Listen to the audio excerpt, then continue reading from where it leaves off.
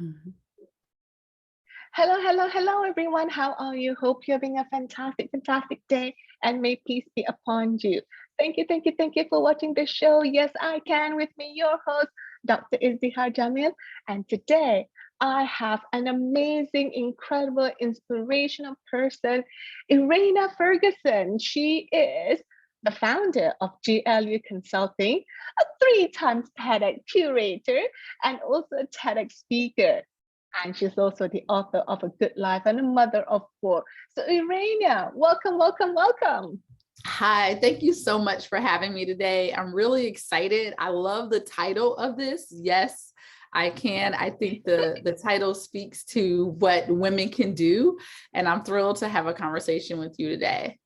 Thank you so much, Eraina. And that's exactly what we're going to be talking about, the yes, I can part in your TEDx journey, because you've gone through certain tumble blocks, certain challenges that kind of led to catapulting into creating your own TED event as a result of your TED. And at the same time, you're also a mom of 4. So, Irina, just let's start with kind of like take us back a few years before. What made you start your TED journey? Is it this burning desire to share your message, or were you invited, or like, you know what, that's totally cool. I think I'm going to do that. So, what kind of started you into that journey? Oh, thank you so much for that. Honestly, my backstory is that I raised my daughter, who has special needs, on my own for 12 years while completing 3 academic degrees, including one from Yale. And so by 2011, I really had hit a wall in where I would do it my career next. So I started to freelance write. I got into like learning a little bit about the tech space, but I also met my husband and reconnected with him. We knew each other from high school, and we connected, and I got married and had 3 more children. So by the time that 2018 hit, I was pregnant again for the 3rd time in 6 years. And I woke up like January 1st, 2018, and I was like, I have to get my story out there. I have to do a book, and I have to do a TEDx. And so I had lightly looked and Googled some TEDx stuff before. It didn't really pan out, but I said I had to do it. So I found a TEDx event that was happening, but then I also found out I was pregnant. So I went ahead and applied for it. And I knew that I would be pretty far along when the TEDx came. But I went ahead and went forth with it, went through the process. I hadn't met them in person, so they didn't know I was pregnant. And so when the TEDx time came, I hired a videography team. I really, really, really like prepared for this event. I got my hair done, my makeup done. I stayed at a hotel downtown next to the college where the TEDx was being held. Then I found out the night before that I was going first, the woman who was 8 months pregnant. And so I walk in, and I have a clip from this that's out there because I had a videography team following me. But I walk in, I'm excited, I'm full of energy. It's these great speakers. And then it's time for us to get on stage and to get mic'd up. And my videographers were trying to explain to them, they were an all-female led team, 1 male producer, but the actual videographer herself was a woman and a female. And so I was like, they were trying to explain to them how to hook up the mic, the house mic. That is crazy. Like on the event itself. So your team was trying to explain their team. Yeah, exactly. On the event day, was it on rehearsal day? On the event day. Oh dear. An hour before I was to go on stage first. They're trying to help them. And they didn't listen to them. They were trying to tell them how to hook up the house mic to my mic. And so they mic'd me up anyway. And I get on stage, and I had practiced my talk. And the sound went out. It was so bad that I was speaking into the mic, and you could hear the background that was happening backstage. It was like terrible, but I kept talking. I did not stop my speech. I kept going. I kept giving my TEDx talk. It was a time of my life. And I remember thinking, wow, is this really happening? But something just propelled me to keep speaking, to be okay with what was happening in that moment in the journey. And so I walked off stage. It looked like really bad. To the guy behind stage was like, so like, what just happened? And so my mentor ran up, and she, like, years later, ended up doing a TEDx on the one of my creations. But she ran up to me and she's like, this 4-foot woman, and she's like, you know what? They have to let you do that over. And so I did it over at intermission. And I was the only one out of that whole day that had the footage from my TEDx talk. Still to this day, no one else got their footage because they did not stop the event to fix the technical. Yeah. The technical part. So let me kind of like jump back again to where you were. So it's kind of started off with your journey, right? What you went through, raising a child with special needs for 12 years, and then at a career. I mean, you had like you were working for 3 degrees within that period, and doing all that, and one of the degrees from Yale, which is one of, for those of you who don't know, is one of the Ivy League, one of the most prestigious universities in America. So kind of like, was that kind of like the part where you're like, you know what, if I can take something from my life or a journey, the specific part, whether it's about raising a child with special needs and then going through this and then getting married and being pregnant, did you feel that that was a part where like, if I can take something from this and share it with others, I think it's going to make a difference? Was that kind of like what you were thinking then? That was definitely what I was thinking. The title of my talk was The Good Life. And I wanted to talk about the concept of, when people think of special needs children, when people think of adults with disabilities or children with disabilities, they think that they feel sorry for them. They assume that they have a bad life. But because she was born deaf and she was diagnosed with autism at 5, right, I decided from day one that we were going to live a good life. So even through me raising her and my education, I mean, we went on trips, we went skiing. We had some really great experiences, because what I decided was I wasn't going to wait to arrive at the good life. The good life is now. And so that's what I wanted to talk about on stage. I had that burning desire, as you say, to get that message out and have it aligned with what the theme was for their particular talk, which is like bridges, building bridges. And so I wanted to talk about the concept of connecting parents of children with special needs with the greater society and having them to understand about the good life. So I really was super excited about my message. That's amazing. So kind of like the good life is now, right? Because a lot of people thinking, you know what, when I get to here, or when I have this, and then when they do kind of hit that, oh, until I do this again, they forgot to actually, hang on a minute, enjoy the life now, right? How many people you've heard like, oh, okay, when I get a house, or when I get married, or when I have children, then I'm gonna do this. But when they do have that, they still haven't done whatever it is that they want to do, because they think, oh, not yet, until here. So you're kind of bringing in the good life right here, right now. And what based on your story, I know one of your success secret is strategic ignorance. Because you were on stage like talking, and then all this, I think that's really disrespectful, because when people come, the tech part hasn't been taken care of. People are talking at the back, they can hear, but you're kind of like having this strategic ignorance. Doesn't matter what's happening around me. It doesn't matter. This is my moment. I've got the mic, like Queen Bee, right? This is my mic. Yeah. It's true. It's true. And you have to do that with life. Nothing we've learned the last 2 years. You do have to be responsible and take care of your adult responsibilities, but have fun, live good. So many people are suffering right now because of all that's happening in the world. And we have to pull out the good. We have to be good to ourselves, good to our neighbor. We have to enjoy our life. So if you want to get sushi for dinner, If you want to go sit and take a walk by the ocean, if you want to go to the lake, enjoy your life. It's good. You're here. And to not get distracted by all the media and all the noise and all the Twitter and everything that's around you, to shut that out and realize the good for us was waking up every day in a warm bed, having a roof over our head, never having to suffer financially. We had so much good in our lives that I felt irresponsible not owning my privilege of being alive, right?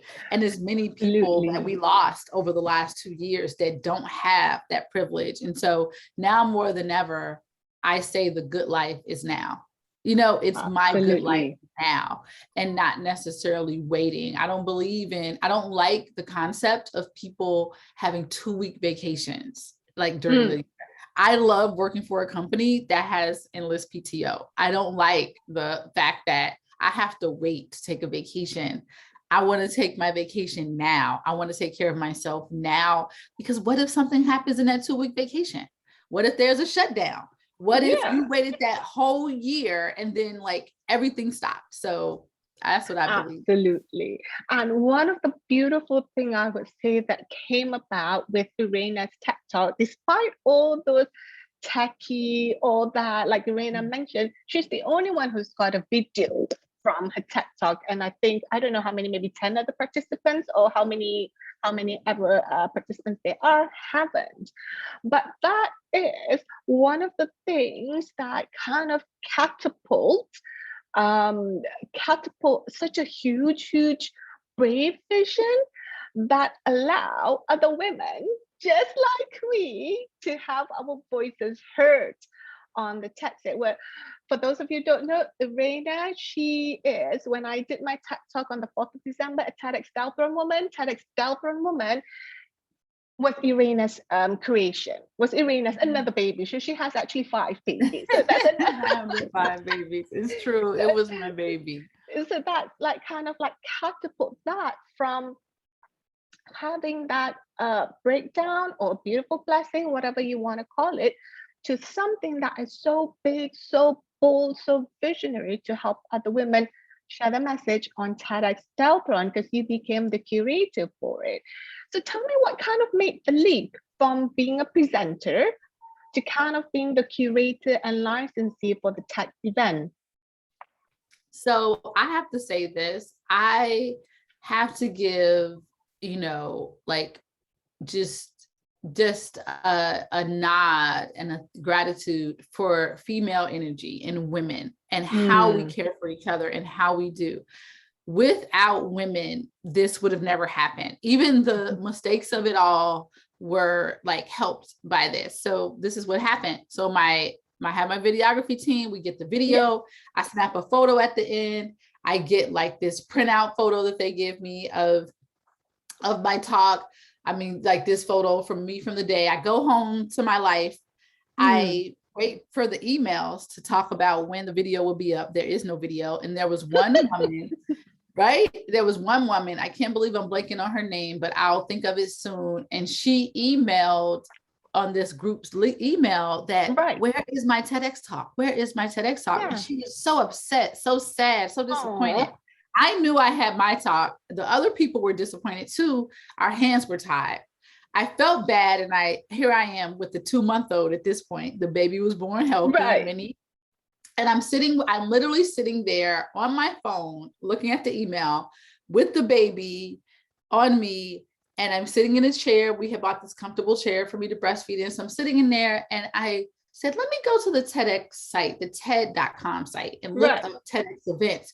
And so I looked it up and I saw what it needed to happen to become a licensee, to get a license to curate your own event. I wanted to give that woman the chance to have her experience. I really felt like she deserved that. And so it was out of a desire for her to be able to speak and a right around what had been done wrong by us and them not admitting their own holes and abilities, that I just was like, let me apply for a license. I applied on my phone. I filled it out on my phone. With a baby, nursing. Yeah, by nursing my baby. And like maybe 3 weeks later, I got a yes. They said, yes, you can. You can be a curator for TEDx Delthorne Women. Delthorne is the name of the neighborhood in the South Bay area of California and Southern SoCal that I lived in Torrance. So Delthorne, so I named it TEDx Delthorne Women because I wanted it to be a women event. And TED Women is a big yearly event that happens every December. Yeah. Underneath the TED Women event, they always have TEDx Women events around the whole world, really. Yeah. So I applied to do a TEDx Women event, and it was TEDx Delthorne Women. So I got it, but I had no team. My husband was actually laid off at the time.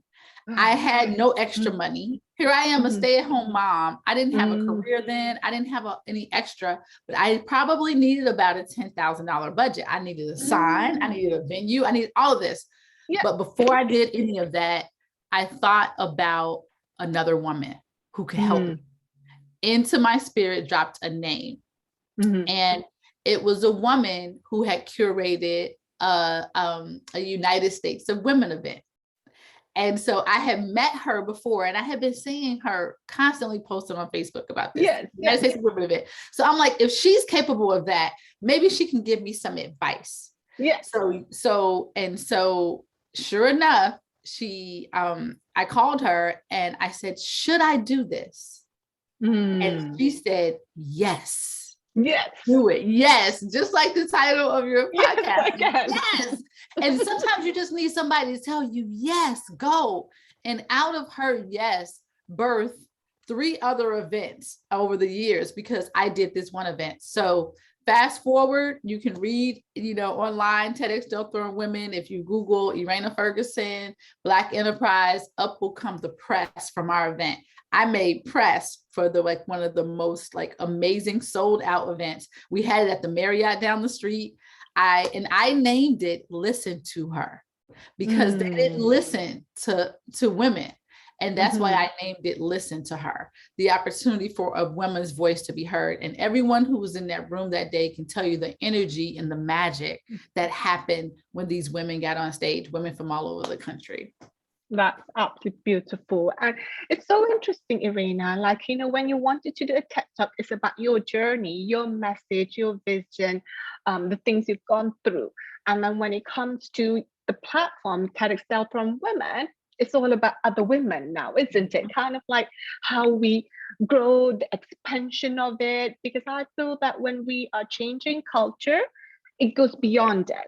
It goes beyond us. It's like the culture, what are the women like you, what that woman or listen to her, that particular woman coming through, which is absolutely beautiful. And I just want to, if I haven't yet, thank you so much for all that, bravery, courage. And you mentioned something about the magic, right, that happened when listen to her. A few, mine is the 4th one, isn't it? Yours is the 4th one. The 4th one, that Eraina is still the licensee of the TEDx Delthorne Women, and the magic is still there, darling. It's still there. It's still there. And it's like, I could feel the energy. I was so overwhelmed, I had to lay down. I was on the other side of the country. I was watching the live feed. You mean from mine? From Instagram, for yours. Your magic from yours.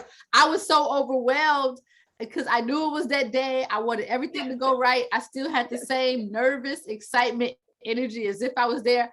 I laid down the rest of the night. I looked at my phone on the Instagram. I got to see everyone go up. A short clip from them, how beautiful you looked. I mean, I felt all of the love, all of the energy of the audience and just everything. And it literally, I tell people, being a curator is such a gift. It probably is the 3rd best day of my life, from the birth of my children and being my marriage. It is one of the best days of my life, to give women the opportunity to speak and be heard and have their stories told. It's a lot of work. And you got to be a little bit crazy to do it because it is so intense, right? But it is such a gift to be a curator, and it's such a gift to give a talk.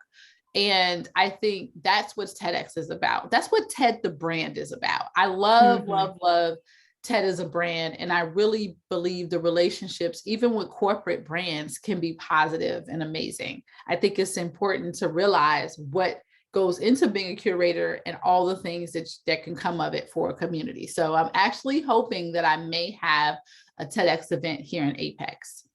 Oh, darling, it is done. It is done, isn't it? I'm like, it is done. Yes, I applied for it, so I'm excited. That is amazing. And I really love kind of like the creation, things you gone through. Like again, the strategic ignorance, like you with a baby and nursing 2-month-old, kind of like tap, tap, tap, you know, do this. And I think that as a mom and a woman, I think that's our best time, isn't it? In where we have the best idea, in where we have like, you know, the most effective, because we probably have like a couple of minutes to make, you know, to do something. Now, kind of like, Eraina, kind of like you've gone to that journey as a TED, becoming the curator, now having impacting other women. I think you've probably impacted 12 times, so maybe 40 women throughout the cohort, roughly. So seeing who you are as a TEDx curator, what was the thing that goes in your mind when you're kind of like choosing the speaker? Because I know my experience as a speaker coming in, but then you as the your eyeballs might have like popped out because of the too many applications. Yeah. So can you give us, the listener, like one tip to kind of like help them to stand out in a TED application? Is it the idea? Is it the number of followers they have? Is it the pretty smile? Yeah. It, you know, well, you were blessed to have all of that. And I think, you know, honestly, to be honest, for me as a curator, some curators are different. It's the authenticity and the humility that comes with not wanting it to be a shiny thing, not wanting to it's your why. Your why is important for me. Every other curator may be different. For me, it's the why. You want to, and before the pandemic, we all were on this go, go, go. We all had a little bit of 10% narcissist of like, we want to be us. We want to be great. We want to be on top. But there was a humility that came with the world stopping. So with this new season of how life is going, I want someone who has the why of wanting to impact and spread positive ideas and ideas worth spreading, which goes along with the TED brand. Not just only their story, but a mixture of an idea that we haven't yet thought of, something that we don't, to educate us, to give us so I kind of look for that. And I definitely look for people who are confident. And I can be honest, I'm selfish to make sure the experience is great for me from a mental health standpoint and for the other speakers. I want someone who's no drama. Yes. I don't want someone who needs all the carpet laid out. There's no money that exchanges hands with this event. No speaker has to pay. No TEDx person, a curator is paid. So we're all doing this relationally for free to impact the world with our new ideas. So just having someone who authentically cares about that is the honest truth. It's about connecting at a human level with the curator and really wanting to make their job easier by having an authentic title or authentic thing. So just following the lead, being flexible, as if you're joining a group or a club that not everybody is a part of. Be, you know, respectful, all of that. Just really go about it that way, because what will not get you chosen for any curator is like if a person is aggressive or mean or seems like they're going to be a lot of work or entitled. None of that will be chosen. In fact, they will run. The curator will run like, oh no, this is not it. So those are things that I recommend. That is absolutely, you know, best advice that, you know, I've ever heard. It's kind of like, the authenticity is kind of key, isn't it? Like you said, it's not because of this shiny object. It's not because of the privilege. Yes, it is prestigious speaking on the TED platform, but kind of like your heart has to be bigger than that, isn't it? It's about like you when you were want to speak on the TED stage. It's about people can have a good life, like no matter what they're going through in their life. And then when you became the curator, it's about, right, I just want her to be heard. I just want her to be witnessed. I just want her to be listened. I just want her to be acknowledged, right? kind of having that. And that's funny that you mentioned that, no drama kind of thing. Like, I'm like, oh my God, like, oh, it can be drama. Like, it can be drama. And now I've learned to choose wisely. Like, let's say out of all of my 40 women that I've had on the stage, literally less than 5, really less than 4 or so have been drama, but it has been manageable. So now I know what to look for in advance, right? So I know, like, someone who's like, oh yeah, they're just like, no, being kind and respectful, realizing it's a huge job. Ted is the big boss. We have a brand to stick with. We have a system to stick with that the licensee is going to be accountable for. We want to make sure that all the talks get out effectively. People feel great about their experience. And so I was so proud of Sonali. I have to shout her out, the curator for TEDx Delta Women this year. She was phenomenal. She respected the hard work and what went into building the brand. She held it close to how she took care of my baby. And for that, I was able to pass it down to her as a brand to have the opportunity to now apply for the license on her own and just host this event and it to be her thing. Because once you get the name and the brand, you can do other events around it. TEDx Delthorn could be a whole event. TEDx Delthorn Women, TEDx Delthorn Circles.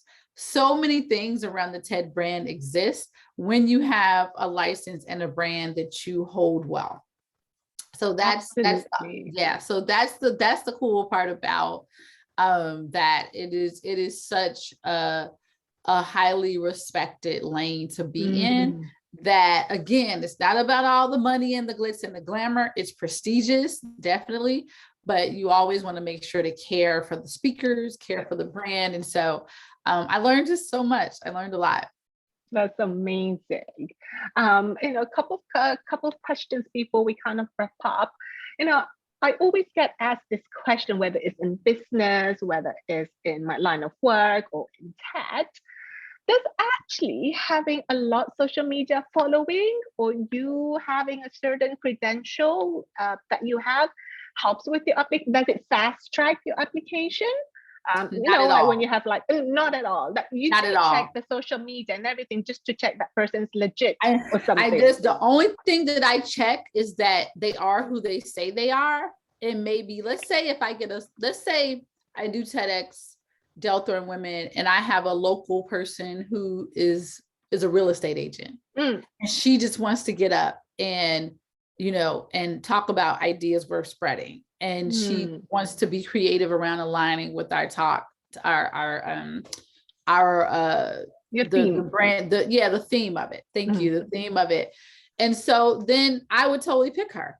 Like I would make sure that even from an internet standpoint, she doesn't have any red flags, right? Right, exactly. From a background, you do have to do your due diligence. Or it's always good to sometimes get recommendations. Oh, I'll make a list. So you reach out to curators and you see, when you go to the TED event, when you go to the TED site, TEDx event site, you find the events that are coming up and you reach out to the curators. And then you get to research. You should do your own research the curator, see how long they've been doing the event. Has it been successful? You don't want to be a part of just any TEDx event, just in case what happened when mine happens. And then just making sure the basics are done. And then I like to have a one-on-one call for people I'm going to put on a list to when I do the invitations, I invite. Now, everyone does it different. I don't send out a mass applications because I don't want to make the choices. It's hard for me to say no to amazing people with amazing applications. So my personal way of going about it is to take recommendations or people who reach out to me in advance, and then I'll put them on a list to send them an invitation. So that's kind of how I went about it in the past.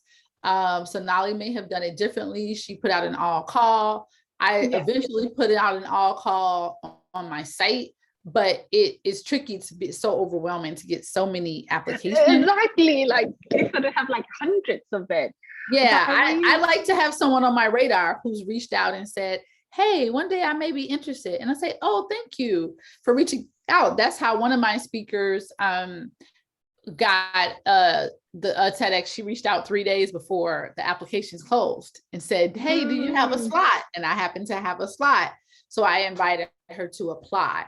So sometimes it happens like that, where you are it's the connection, isn't it, Eraina? It's the connection, it's the relationship building. Because a lot of the time people feel that you're just a number, you know, oh, you like applying just because you can get me somewhere, but forgot that you're actually a person. You're a person. It's connecting. Hey, let's hop on a call. I love to know your advice. Stay connected, follow that person, see how the event is circulating. Because of COVID, we couldn't have as many speakers. We had to have a closed event. This was pre-vaccine. We had to have an open, like almost like, it wasn't like an auditorium. It almost seemed like a big like garage. It was at the Cross campus in Santa Monica. It was so airy, and we had, everybody was on a separate couch, and everyone who was over 50 had to leave early. So it was very particular, but we filmed it, no audience. Oh, I see, because of the restrictions and everything. But you know, mine was a little bit different. We had an audience, but not, you know, but not as the capacity, and you know, we had to get vaccinated and tested. I think it changes. So Eraina, I know we can talk all day, all night, but you do have your kids to take care of. I do have my kids to take care of. So one final question: what's one fun thing that you like to do that people don't know about you? That people don't know about? One fun thing. Let me think.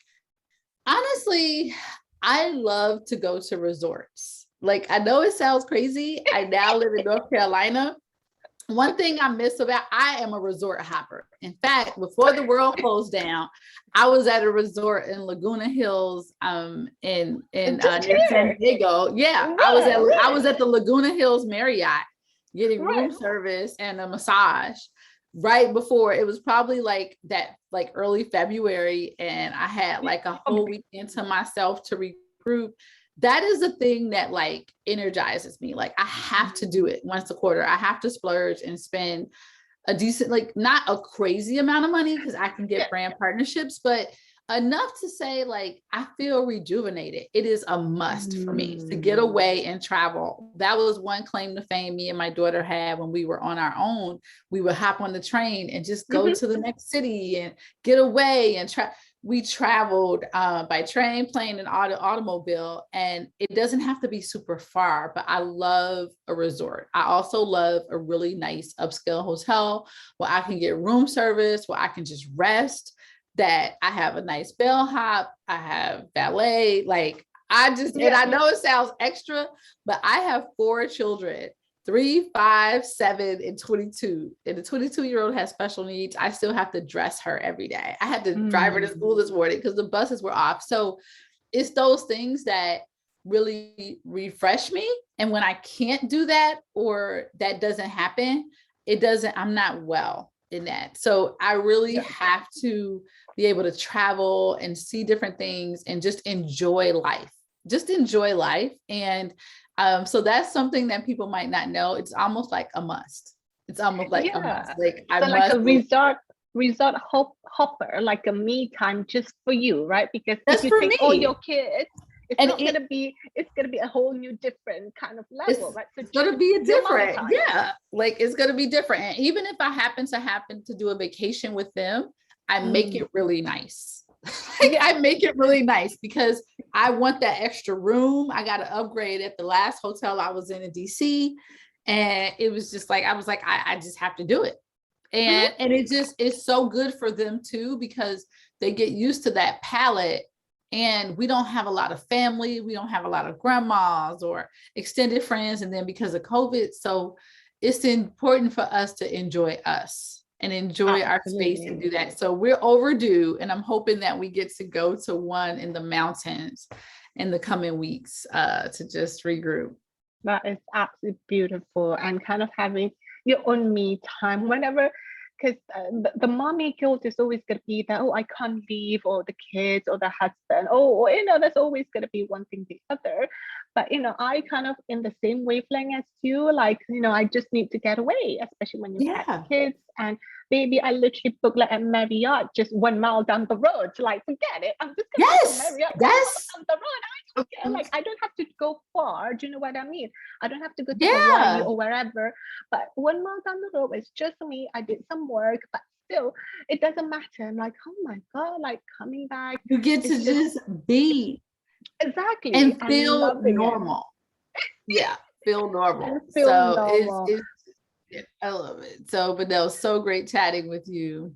Absolutely, Eraina. Thank you so much for today. And what a wonderful pact of wisdom, pact of life, pact of wonderful conversations and golden nuggets for other women to hear and to take the bits and pieces that works for them and kind of run with it. Yes, definitely. With them. So thank you so much for joining me today, Eraina. Thank you for listening. This is me, your host, Dr. Izdihar Jamil. Tell yourself, yes, I can. And so it is done. So Eraina, say bye. Thank you. Bye-bye. Great to have you guys. Thank you.